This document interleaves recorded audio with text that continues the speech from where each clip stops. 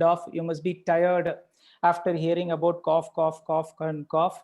As Ismail sir said, I am here to cough about cough.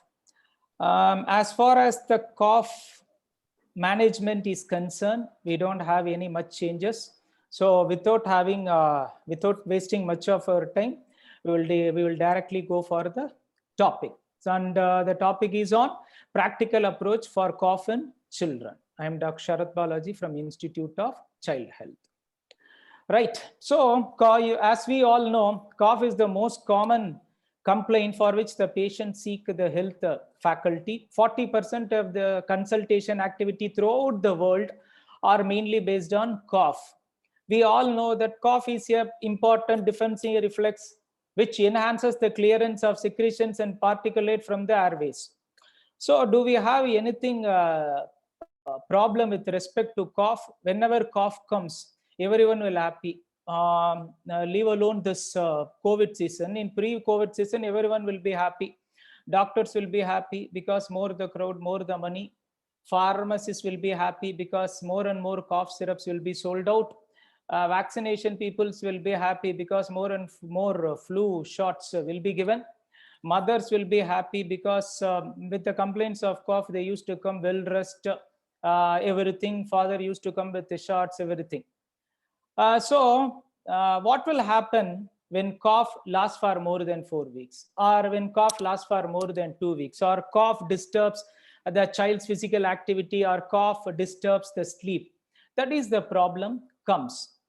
So what are all the basics with respect to cough? We all know that cough receptors are plenty and it is situated many places in our body, particularly the airways. Remember, cough receptors are so dense in your larynx, trachea, and bronchus. Since the density is more, whenever you have a pathology in trachea and bronchus, cough will be the predominant complaint. Apart from that, cough receptors are also present in pharynx, ear, esophagus, sinuses, pleura, pericardium, diaphragm.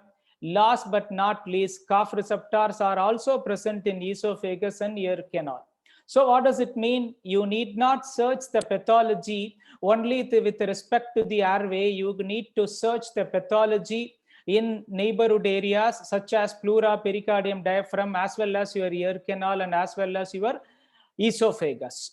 So more the cough, more the problem in the airway, particularly in the trachea and the bronchus.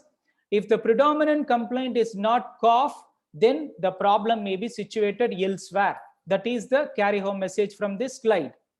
So whenever any child comes with the cough, how do we need to approach? Whether it is an acute cough or chronic cough.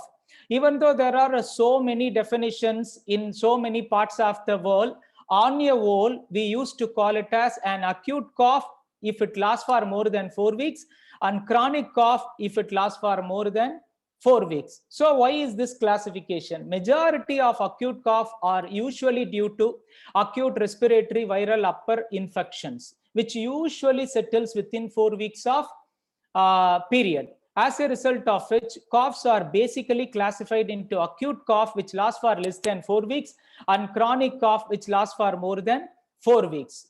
And whenever any child with the cough comes, you need to see whether is it possible to pick up the cause for cough, whether you have certain clues present or not. The clues may be in the history, the clues may be in the physical examination, the clues may be in the CBC, the clues may be in the X-ray. So you need to find out where the clues are. And recently, we used to call the term dry or wet cough. We usually do not use the word productive or not, because majority of our kids do not expectorate the sputum, as a result of which we used to say whether it is a dry cough or wet cough. Galagalan irumbarala illa varattu irumbala. And then with respect to timing and triggers, what triggers the cough and at what time your child coughs a lot. These are all the things we need to see whenever a child with cough comes. Right, now let us come for acute cough. So what do you mean by acute cough?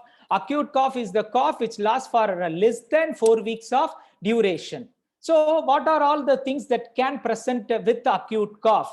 You all know, as a pediatrician, whenever any child comes with the acute cough, the first and foremost thing that we need to rule out is foreign body, which often usually starts without any preceding coryza, and it is usually sudden in onset with or without choking spells. Any cough with a sudden in onset without coryza, unless otherwise proved, you need to rule out foreign body in a pediatric age group. Coryza in a well-looking child, we all know it is an acute viral coryza. Coryza along with the barking cough and stridor, yes, it is croup. When cough is associated with a tachypnea and a retraction, either it can be a pneumonia or it can be a wheeze or bronchiolitis. Whenever your cough is associated with the frequent sneezing, itching and block, it can be due to an allergic rhinitis. Remember, even acute cough, even problems with the chronic presentation such as your TB, your cystic fibrosis can come with acute cough. For you, it may be the first time. So you need to rule out an underlying failure to thrive, clubbing and chest deformity, even in all cases of acute cough, because the presence of failure to thrive, presence of clubbing and presence of chest deformity indicates that there is an underlying serious issue in it. To a pediatrician, at any point of time, acute cough, we need to rule out only two things: whether am I dealing with a case of pneumonia or am I dealing with a case of foreign body. Excluding this pneumonia and excluding this foreign body, everything else can be managed. So in all cases of acute cough, please look for tachypnea, point number one, and please look for sudden onset stridor or sudden onset wheeze or monophonic wheeze, differential air entry, everything to rule out a foreign body. So the carry home message is, any acute cough, whatever it may be, rule out pneumonia by looking for tachypnea, rule out foreign body by looking for either sudden onset stridor, wheeze or differential air entry. Whenever this cough relentlessly progresses, what are all the other things that we need to consider?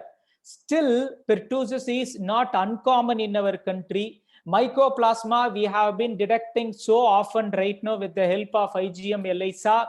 Adenovirus is prone to produce a cough which usually occurs as an acute onset and which can progress for about weeks together.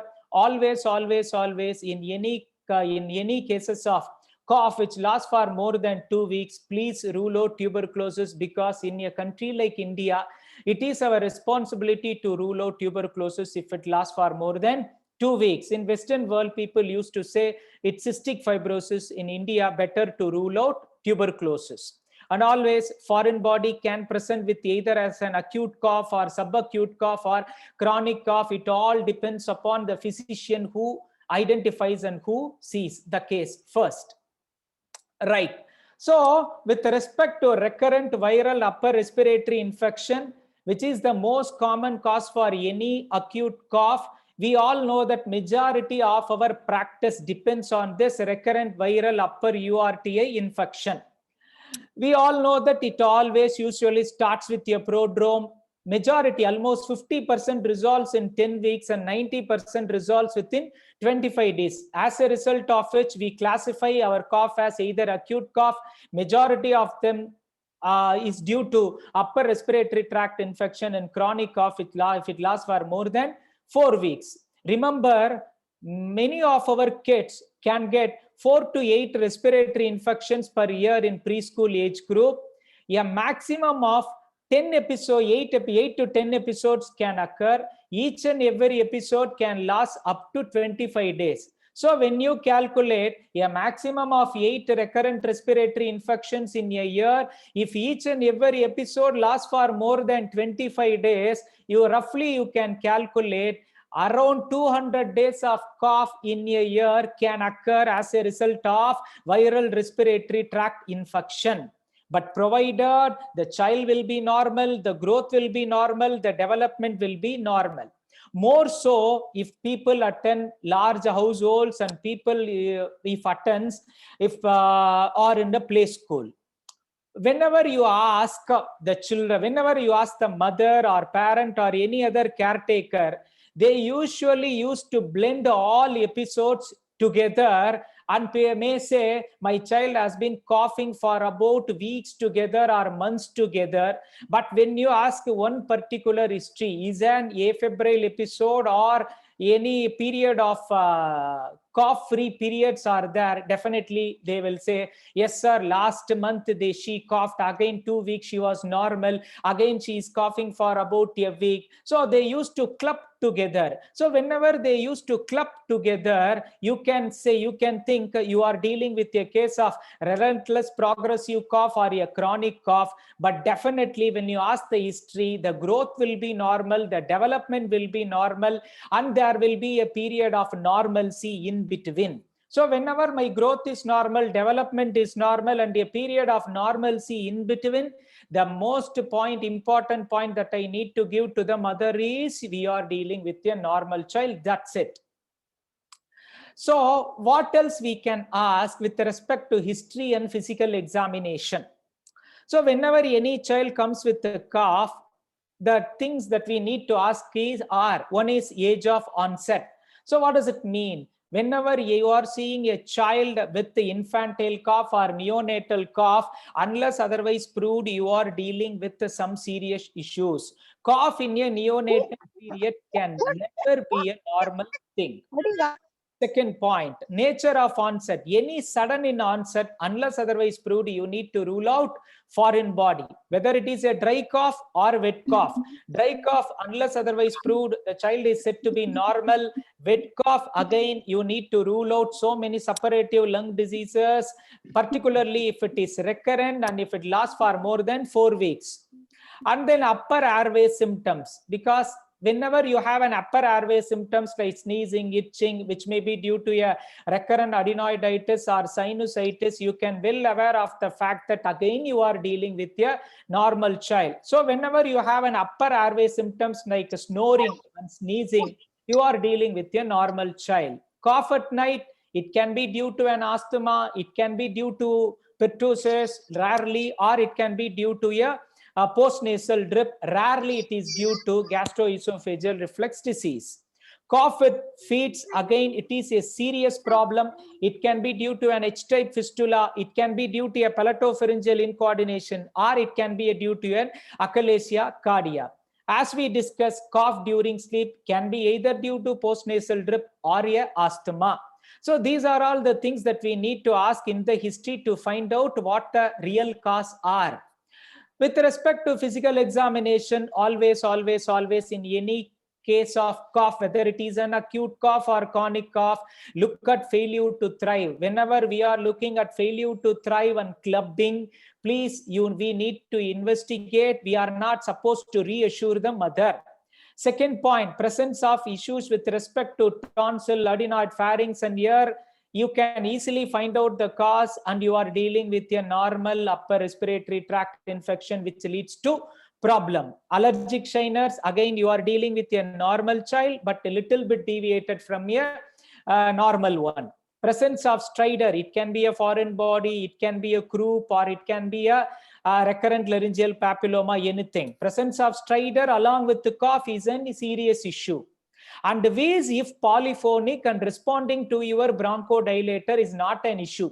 But wheeze when monophonic, when present from birth, or when you have a localized wheeze, either you are dealing with a intraluminal foreign body or an extraluminal compression. So whenever you have a failure to thrive, clubbing, stridor, wheeze which is monophonic or localized, you need to really investigate the case, whether it is acute or chronic in nature. So depending upon the age group, what are all the common causes of cough? Cough in a neonate or cough in an infant is definitely an issue. Either it can be due to an airway malformation such as tracheobronchomalacia, which just mimics your laryngomalacia. It can be due to H-type fistula. It can be due to a palatopharyngeal incoordination in a child who had birth asphyxia. And in fact, your infections like RSV, chlamydia, pertussis can present in the neonatal or early infantile period, or it can be a manifestation of serious diseases like cystic fibrosis and primary ciliary dyskinesia. So what is the carry home message? Whenever any child comes with, any newborn or early infant comes with the cough, likely there is a pathology or likely there is an infection which needs a treatment. In preschool, you are perfectly normal because majority of them are due to viral respiratory tract infection. But again, remember, you may be dealing with a case of foreign body, which is more common in a preschool age group. And recurrent wheezer, apart from foreign body, and passive exposure to smoke, either in the home or due to father. In school age group, majority of them are due to asthma or upper airway cough syndromes. Upper airway cough syndromes are nothing but postnasal drip, which arises as a result of sinusitis or as a result of adenoiditis. Environmental irritants, majority of us are not concentrating on geography. We are concentrating on history. We are concentrating on physical examination, but we are not asking about environmental history. What is there in your house? What is the, where your house is located? Is there any passive smoke from your nearby area? Are there any birds like pigeons in your nearby area? All those should be given importance. And if everything is normal in a school age group, particularly in an era with COVID, and because of exam fear, child maybe get an habit cough. In a country like India, please rule out TB, whether it is a newborn, infant, preschool, or a school age group. So now we are going to see some specific cough pointers. With these clinical scenarios, you are going to tell me what we are dealing with, because sometimes the diagnoses are so obvious as soon as any child enters your consultation room. So here is the case 1.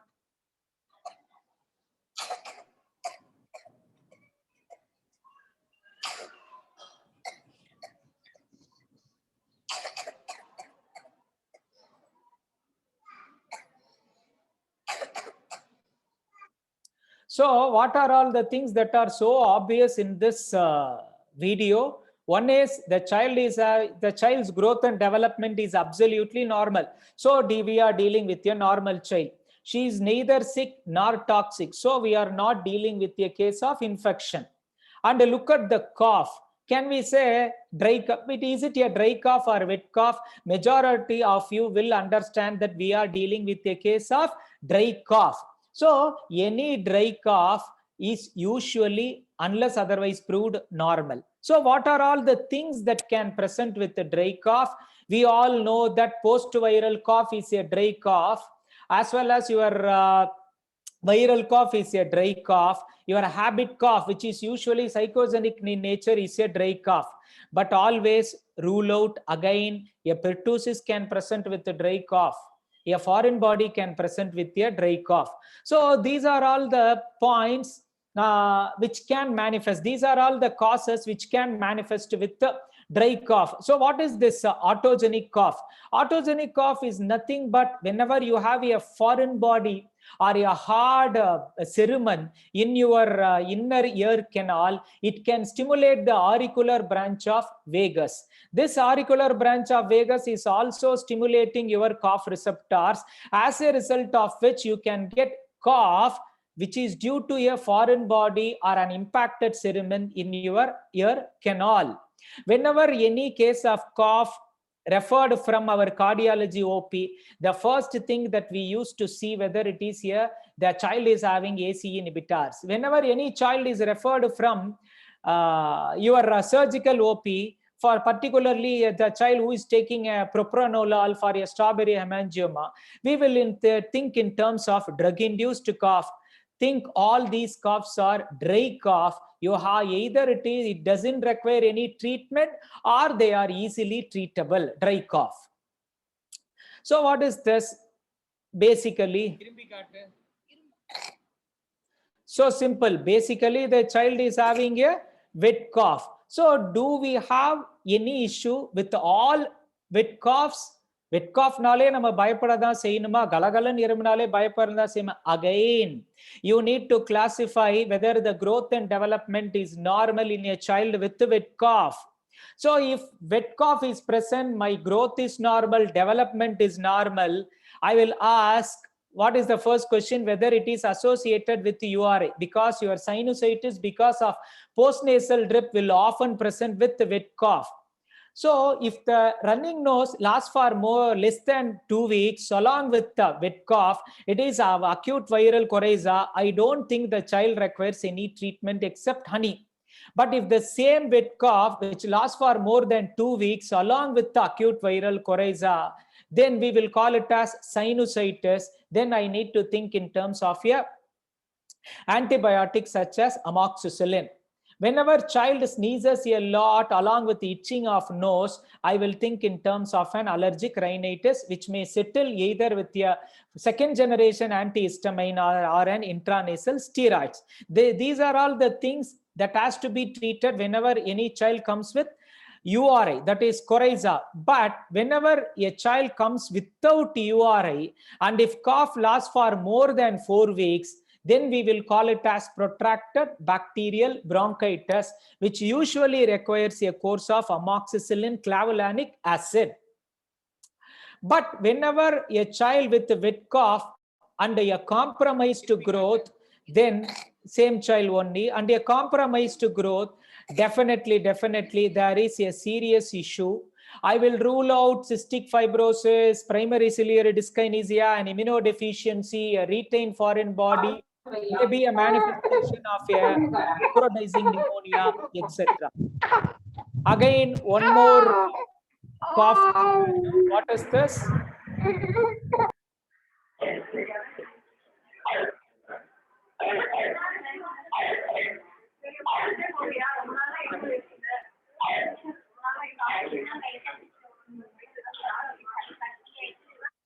The child is coughing. It is a dry cough, but the child is very happy at the end. So whenever any child is very happy, but with a prolonged duration of cough, and almost each and every antibiotic is given, ATT is given, trial in corticosteroids are given, but there is no weight loss, no fever, there is no cough, then we will call it as habit cough. So we will call it as la belly indifference. What do you mean by la belly indifference? The child will be coughing like anything for about weeks together, but the child will be happy, but every person surrounding the child will be worried. So these are all the specific cough pointers. So what is this? So an infant which is going to cough.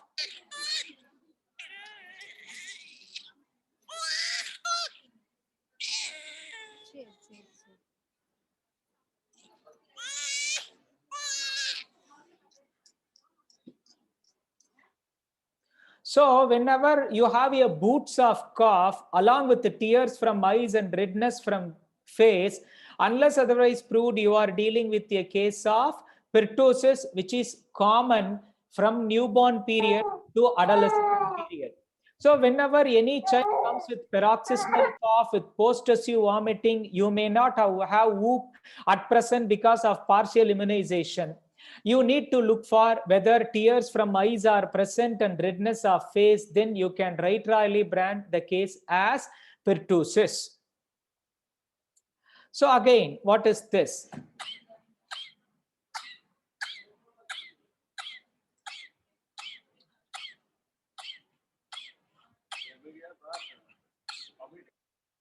So what is this? For each and every breath, the child is coughing, cough, cough, cough. So for each and every breath, the child is coughing. So whenever the child is coughing for each and every breath, we will call it as staccato cough, which is often due to chlamydia. Okay. So again, what is this? Listen to this audio. Again, what is this? So the child is coughing, but what type of cough the child is have? Where is the site of pathology? So where is the site of pathology? This is nothing but a barky cough, which is usually associated with a change of voice or hoarseness of voice. Most probably either it is due to viral laryngitis, which can also be due to associated croup. So any voice change or barking cough, unless otherwise proved, you are dealing with a pathology that is present in larynx. So what are all the other common causes of cough? Any child who coughs while playing, while running, while laughing, whenever exposed to some atmosphere, whenever the child coughs only during the season time or eats particular foods, and particularly which is associated with a nocturnal cough between 12 to 5 a.m., you are dealing with a case of asthma. So what is this? A wet cough lasting for more than 4 weeks. Chest is absolutely clear. Auscultation is normal. X-ray is normal. Growth and development are normal. So for the past 7 to 8 years, we have been coining this term. So any wet cough without any preceding URI, and if it lasts for more than 4 weeks, your growth is normal, development is normal, chest X-ray is normal, auscultation is normal, we will call it as protracted bacterial bronchitis, and it needs a treatment with amoxiclav for more than 2 weeks of duration, because here the pathology is Streptococcus pneumoniae as well as Staphylococcus aureus and Haemophilus, non-typable Haemophilus influenza. Since Staphylococcus aureus and non-typable Haemophilus influenza are the cause, along with the pneumococci, which usually produces beta-lactamase, we are adding clavulanic acid along with amoxicillin clavulanic acid. Do this type of children need referral? Unless it is recurrent, unless it is associated with a failure to thrive or clubbing, the first episode can very well be treated with a course of amoxiclav. So what about the timing? So these are all the specific cough pointers that we had seen so far. So how can we diagnose? By just looking at the patient, even without asking the history. Now we need to ask at what time the child is having cough. Sudden onset cough, unless otherwise proved foreign body. You cough immediately after lying down. Either it can be GR or it can be upper airway cough syndromes due to sinusitis or adenoiditis. Nocturnal cough or early morning cough, always due to an asthma. Cough after waking up in the morning must be due to bronchiectasis. We don't know whether if we apply these laws, whether we can be 100% correct or not, we really don't know. But 99.99% we can be correct when we apply this formula. So whenever any child comes with a recurrent cough, what are all the things we need to ask? So whenever any child comes with a recurrent cough, or I will ask whether it is a recurrent cough or persistent cough. Any persistent cough in a country like in India, please rule out the major things such as tuberculosis, pertussis, or foreign body. But if it is recurrent, comes and goes, if it is recurrent, what are all the things I will rule out? First thing I will ask whether each and episodes are associated with the fever or not. Without fever, it can be either due to atopy or sometimes a preterm whose birth weight is less, whose lung volume usually increases by about 4 to 5 years of age, often develops a recurrent cough whenever viral infection comes, or it can be due to an underlying subtle aspiration. Whenever recurrent cough associated with fever, I will see whether it is a bacterial or viral. Viral, often I will reassure because my growth and development will be normal, my head, ear, ENT examination, everything will be normal, I will reassure. But when it is bacterial, I will see whether it is an upper respiratory tract infection, which can be either due to adenoiditis or sinusitis. Again, I will reassure or I will treat accordingly. But whenever this recurrent bacterial infection associated with fever, with lower respiratory tract infection such as pneumonia, serious conditions like cystic fibrosis, primary ciliary dyskinesia, or primary immunodeficiency should be ruled out. So this is for all practitioners. So whenever we come to recurrent cough or persistent cough with respect to postgraduates, what are all the things we can see? Whether it is associated with the breathlessness or not, whether my cough is associated with the breathlessness or not. If my cough is not associated with the breathlessness, then I am dealing with the conditions such as either adenoiditis or tonsillitis or pharyngitis, then I will reassure, I will not worry. If the recurrent cough or persistent cough is associated with breathlessness, then I will see whether there is a noisy breathing present or not. Then what are all the types of noisy breathing? Either it can be due to stridor or it can be due to wheeze. Stridor means I will rule out tracheobronchiomalacia or a foreign body. If it is a wheeze, I will rule out asthma. If there is no noisy breathing, but the child is tachypneic, then I will take an X-ray chest. X-ray chest can be normal, or if normal, then it can be due to a persistent bronchitis, some infections as we discussed already, an adenovirus, a pertussis, a chlamydia can produce relentless progressive cough as a result of viral or bacterial bronchitis. If my chest X-ray is abnormal, then I will not only see teachers, I will do some investigation to look for serious underlying issue. Right. Now, cough more than 4 weeks. Another. So, third approach, cough more than 4 weeks. What will we do? Let us see. Or any red flags are present. So, what are all the red flags? Cough sudden in onset, associated with weight loss, failure to thrive, hypoxia, tachypnea, clubbing. The child is on underlying immunosuppression, such as the child on nephrotic syndrome. Whenever you do an examination, an abnormal lung or cardiac examination, if either cough lasts for more than 4 weeks or there are red flag signs, then I will take an X-ray chest.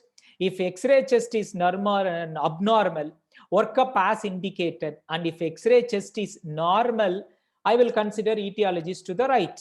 If cough lasts for more than 4 weeks. So what are all the things that can last for 4 weeks? At the same time, you need not worry, or you need not refer, or you need not go for an investigation. As we discussed already, if URI lasts less than 2 weeks and acute viral coryza, we often observe. URI more than 2 weeks, it is usually either a sinusitis or adenoiditis.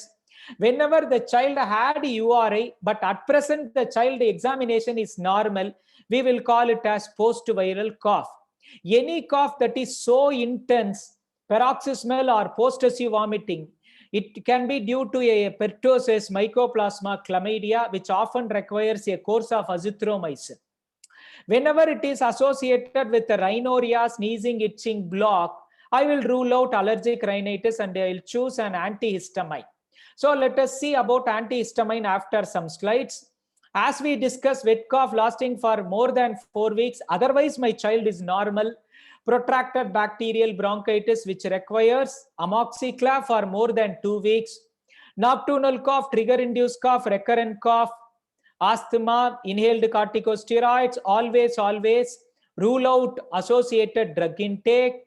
Rarely, very rarely, it can be due to a foreign body in ear, due to Arnold's reflex that we had explained earlier. Geography, always inquire about the environmental history. Dry honking cough, never at night habit cough. So these are all the cough which can last for more than 4 weeks. At the same time, I don't think you need to take an investigations like X-ray, chest, or any blood investigations. Right. So you can ask sputum color in case of an adolescent. So if it is clear and mucoid, you are dealing with a case of asthma. If it is cloudy, can be due to an underlying infection. If it is purulent, foul smelling, bronchiectasis. Purulent, non-foul smelling, it can occur in cystic fibrosis. When it is red in color, it can be due to Klebsiella, airway bleed, or hemosiderosis. So what is the role of CBC? Okay, one is sputum examination. What is the role of CBC?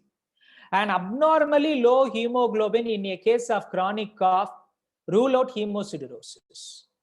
An abnormal high MCHC may be due to an underlying autohemolytic anemia, which can be either due to mycoplasma or SLE. Both of them can cause respiratory issues. Eosinophilia, you are dealing with asthma. Last but not least, an absolute lymphocytosis can also be due to pertussis. X-rays in cough. So let me show you an X-ray. You please tell me what must be the probable etiology. So tell me, this is not the diagram that I had drawn, that blue one. So this is a child who comes with a recurrent cough. So tell me, where is the pathology? So is it possible to find any pathology in this X-ray chest? Look very carefully. Can you answer? This is a case of child with a recurrent cough. Is there any pathology? I am extremely sorry. This is a normal X-ray. Majority of the time, if your child comes with a recurrent problem, but your chest X-ray is normal, it is very difficult to say whether it is a normal chest X-ray and abnormal chest X-ray. Whenever a child comes with the cough, with the normal chest X-ray, it can be due to an acute viral cough, habit cough, non-specific cough. Rarely, very rarely, it may miss serious illness. I am not going to talk much about cough with respect to X-rays. So let us go to some interesting case vignettes with respect to cough. So look at this. This is the case that we had seen last week. 1-year-old child cough from day 1 of life associated with the food intake. Birth weight 3 kgs, present weight 6 kgs. So let us listen what the mother says.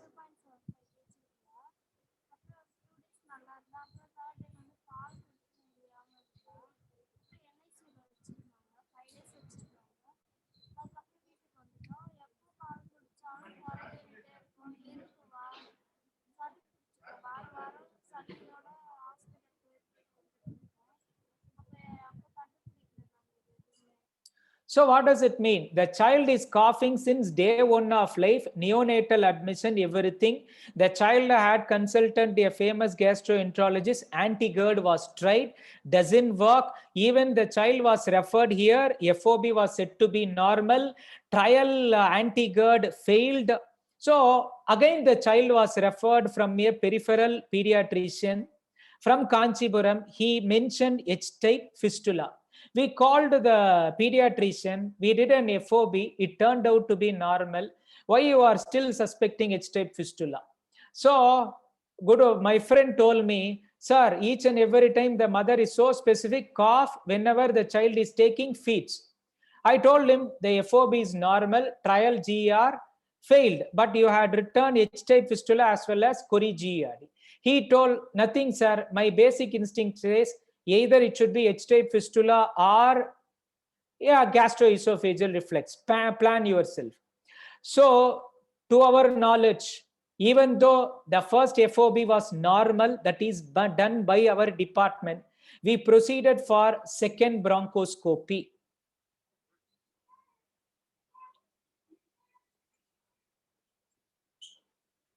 Look at this. There is a hole here. Look at this. Look at this again. There is a hole here. Yes. So what does it mean? It is an H-type fistula missed by us. Majority of the time, H-type fistula will be located immediately above the carina. But here it is very much above the level of the carina. It is in the mid-trachea. Then we did a barium swallow, which revealed an H-type fistula, and the child had undergone surgery last week. The child right now in the post-operative period. So what does it mean? Cough with feeds, unless otherwise proved, it is always pathological. Either you need to take a barium swallow studies or you need to do a fiber optic bronchoscopy. You may miss finding, at times it happens in our practice. So what is this? This is a 4-month-old child. My case too, 4-month-old child, consanguineous marriage, antenatal, natal issues, none. But the child is having low-grade fever, cough for about 1 month, weight loss 500 grams. The child was tried amoxicillin, azithromycin, contact TB, none. Look at this, the elder sibling died of TB. Is there any abnormal finding in the chest X-ray? So there is a left lower lobe pneumonia. Problem here is there is a weight loss. It lasts for more than a month, and there is an associated low-grade fever, and elder sibling died. So we can think so many problems such as cystic fibrosis or primary immunodeficiency, so many things. So we are planning for an immunoglobulin profile. But to our surprise, we got the diagnosis on day 2 itself because the child is tachypneic at the time of admission. ABG was ordered, which shows a pH of 7.61. So what does it mean? Alkalosis. Look at this, sodium was 121, potassium was 2.73, and we got the diagnosis. What is this? An hyponatremia and hypokalemia with metabolic alkalosis. The child is probably having a cystic fibrosis, which was proved by doing a aquagenic palmar wrinkling test, which can be done by you. You can refer to an article by Seth Kabra in Indian Pediatrics. So what is this? My case 3.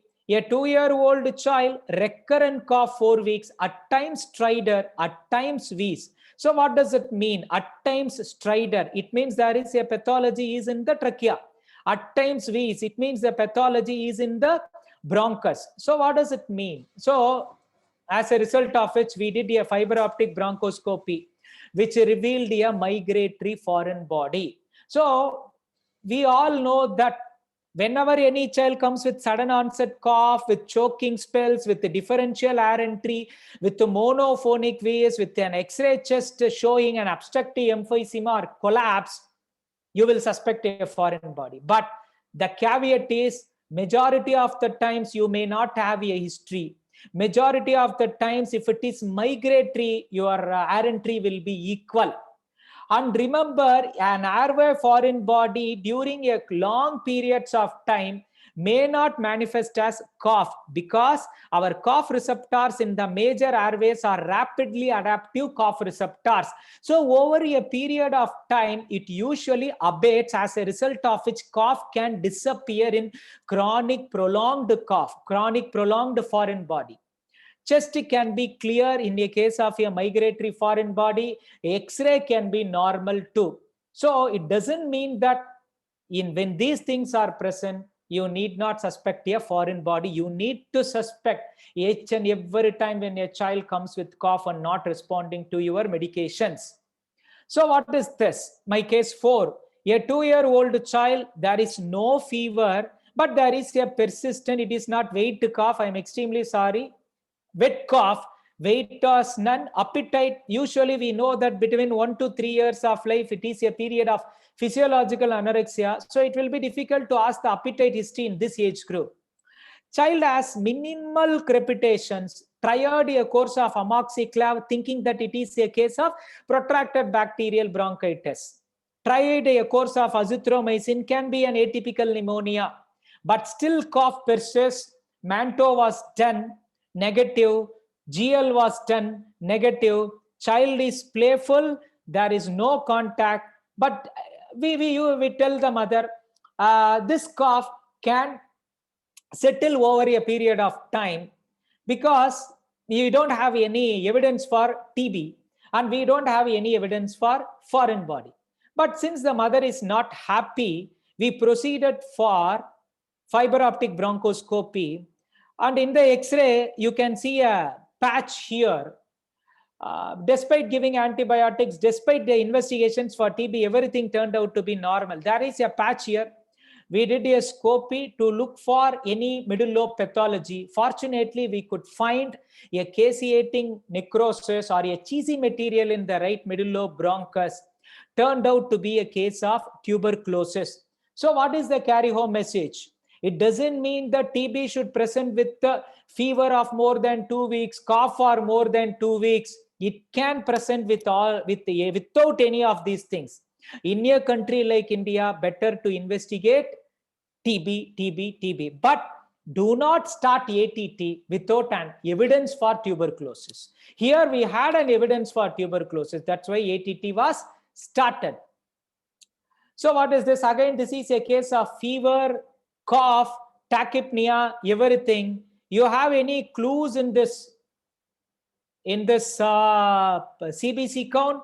Look at this, hemoglobin is abnormally low. As we saw in our previous slides, an abnormally low hemoglobin can be a manifestation of hemosiderosis. But again, one more point, MCHC. Look at the MCHC. MCHC is very high, which indicates that it is a spirochete. So what is this simple CBC revealed the clue? It is a case of an autoimmune hemolytic anemia, which in a country like us is due to mycoplasma, turned out to be a case of mycoplasma treated with a course of macrolides, and the CBC becomes normal. So what does it mean? I don't think you need to go order for an IgM ELISA. Looking at the hemoglobin, looking at the MCHE itself, a simple basic tool can fit your diagnosis. Again, a pale child with cough and tachypnea, look at the count, the hemoglobin is abnormally low. So what is this? This child was treated for pneumonia, had been receiving so many antibiotics. But look at this, apart from count, we concentrated on a low hemoglobin. But here the MCHC is normal. So an abnormal hemoglobin fits the diagnosis of, look at this, ball fluid is absolutely bloody.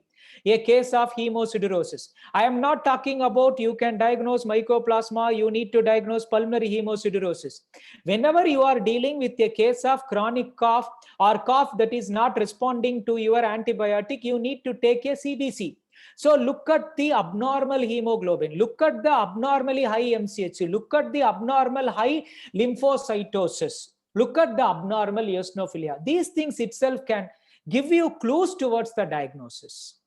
So when you need to give antibiotic in any case of cough, very simple, only in 3 conditions. We have been giving antibiotics like anything. So when we need to give antibiotic in a case of cough with URI lasting for more than 2 weeks, unless otherwise proved it is sinusitis, give you a course of amoxicillin.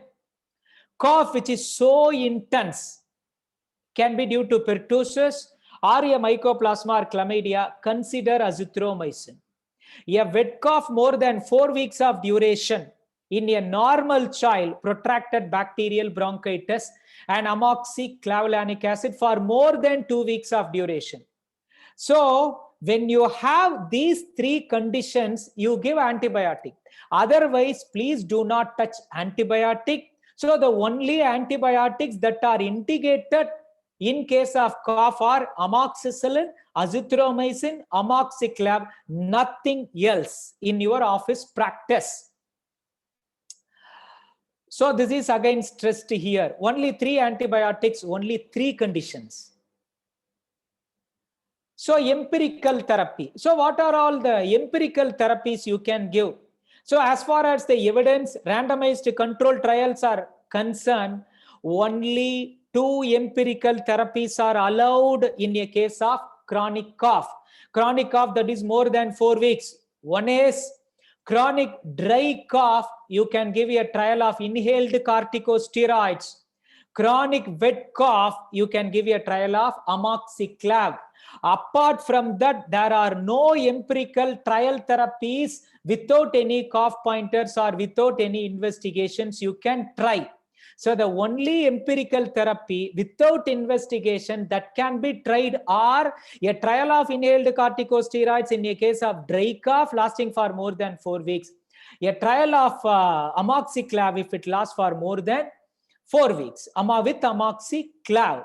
So what about antitussives? We have plenty of cough syrups. Whether can we give or not? Again, RCT randomized control trials evidences are more in favor of only one antitussive. What is the dextromethorphan? Again, these dextromethorphan need not be used for all cough. It doesn't work for your pertussis. It doesn't work for your asthma. It doesn't work for your post-viral cough or viral cough.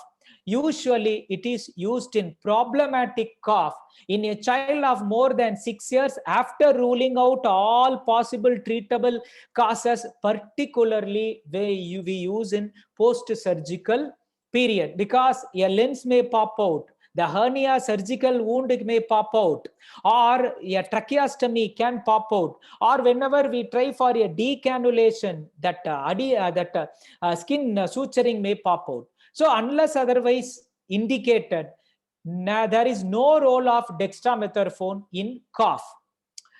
What is the role of antihistamine? Second generation, there is no role of cough syrup, that is first generation antihistamine, there is no role. Second generation antihistamines like cetirizine, fexofenadine, loratadine, desloratadine, or bilastine all can be used only in the presence of allergic rhinitis. That is rhinorrhea along with one of the following, that is sneezing, itching, block. In the absence of allergic rhinitis, there is no use for second generation antihistamines. Expectorants, ambroxol, guaifenesin, there are so many expectorants are available, but nothing turned out to be useful except an hypertonic saline in a case of cystic fibrosis. In all other normal cases, we don't have any role of expectorants. Honey, yes, proven, the only natural remedy that is proved by randomized control trial in case of a acute viral coryza, not post-viral cough, acute viral coryza. Rest, what are all the things? All other cough mixtures or combinations either lack evidence or when you use it becomes an unethical one. So except these conditions, better avoid cough syrups. So what else? Say no to empirical ATT without any proof. No to empirical GERD. The child should have retrosternal pain or cough immediately after lying down or a failure to thrive. In the absence of it, there is no empirical GERD. And even people used to try bronchodilator in all cases of cough. Again, there is no role in the absence of nocturnal cough or any cough pointers. So definitely there is no. So what is the cough syrups often contain an antitussive, antihistamine, expectorants, mucolytics. Plenty of cough syrups are available in the market. Whenever a postgraduate after finishing his MD, if asked during his early part of his practice, sir, among this, which is the best cough syrup? Sorry to use this dialogue, but it is the need of the hour. This dialogue promptly holds good whenever someone is asking what is the best cough syrup. I am extremely sorry to use this word, but many of us are using cough syrups left and right, which is not at all necessary. So this is my last slide. Carry home message. Acute viral cough are often the most common causes for acute cough. Never forget pneumonia or a case of foreign body in any acute cough. There is no role of medications in any of the acute cough. Always in any case of cough, whether it is acute or chronic, look for pointers, whether there is a failure to thrive, whether there is a clubbing, whether there is paroxysmal, whether it is sudden onset, whether it is not there in the sleep, everything you need to ask. Always in a country like India, don't forget to rule out foreign body and tuberculosis. Dry cough often requires a reassurance, whereas wet cough needs a proper evaluation. Red flags, if you see, either you investigate or you refer. So with this, I am finishing my topic. Thank you once again, IAP, for the opportunity given. Jai Hind.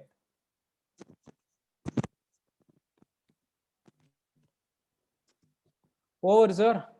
Over from my side. That was an excellent talk, an exhaustive talk by the young and energetic pediatric pulmonologist, Dr. Sharath.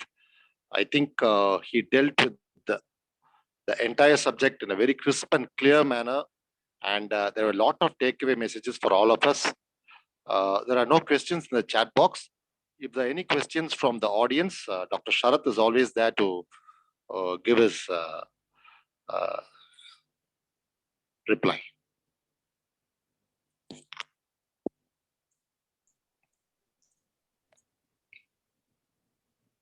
Yes, there is one question, Dr. Sharath. This is from Dr. Pavitra. The question is, can you please elaborate on the dosage and duration of the 3 antibiotics which you mentioned while treating a case of a bacterial infection? If you have a persistent rhinorrhea lasting for more than 2 weeks along with cough, it is called as sinusitis.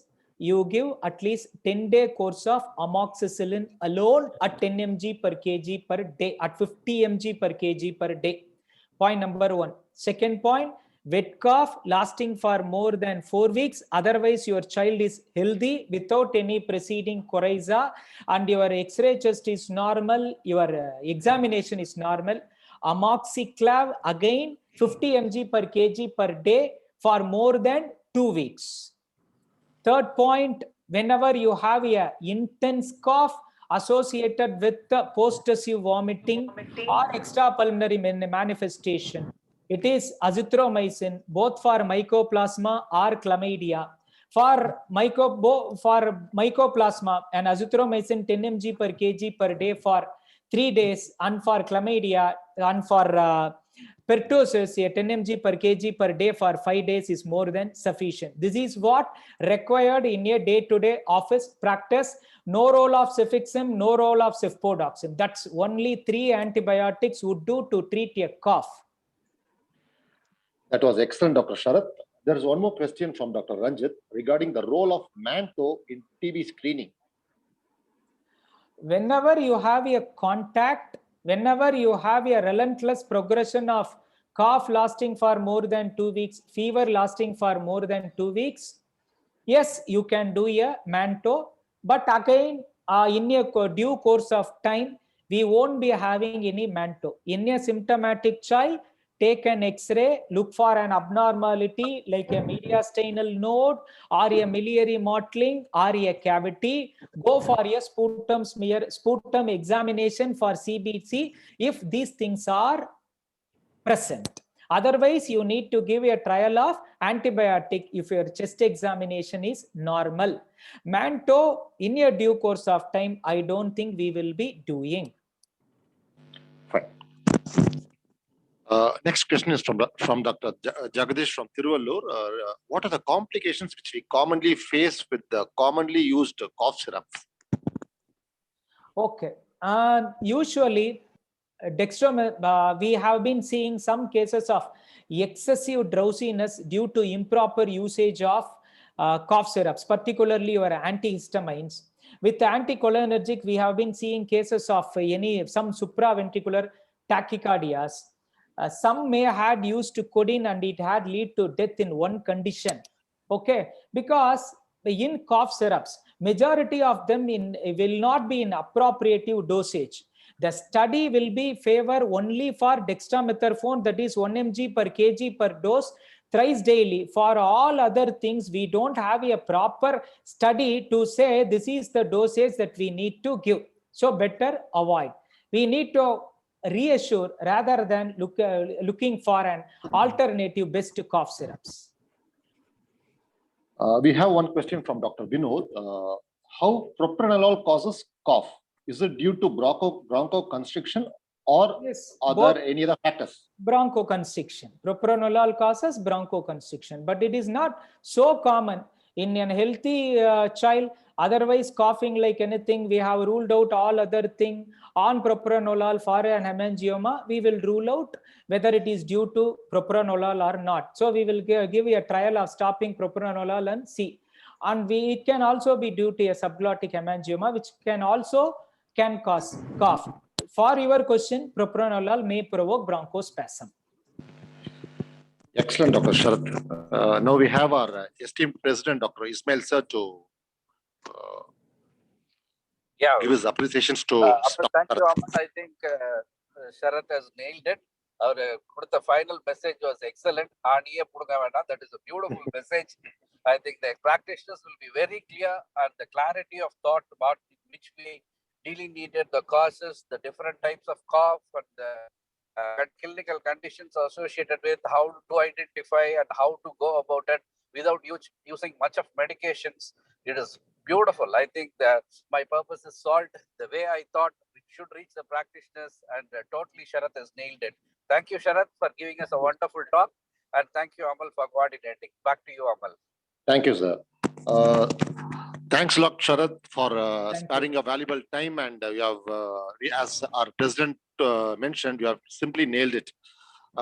May I invite Dr. Dakshani to give the closing remarks?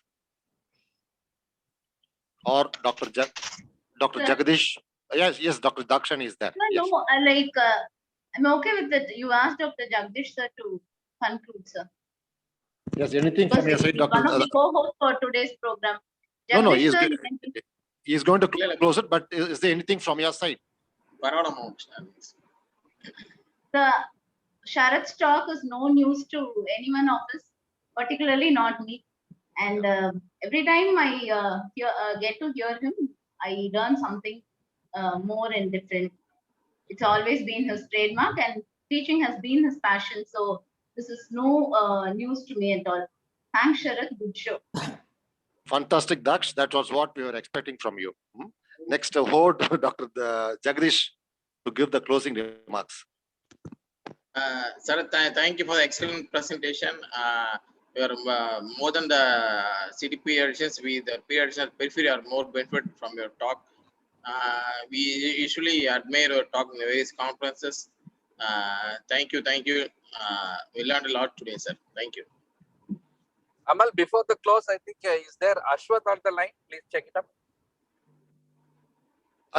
Yes, just a minute, sir. He was there. If it's not there, we'll close it. No issue. Just a comment from him. That's all. He was there, sir, but at present, No issue. it's not there, sir. No issue. Fine, no sir. issue. Then we'll go ahead with that. Fine, sir. Thank you. Thank you. So thank you, sir. So we have come to the closing stage of this excellent CME. We thank Dr. Sharath for sparing his valuable time.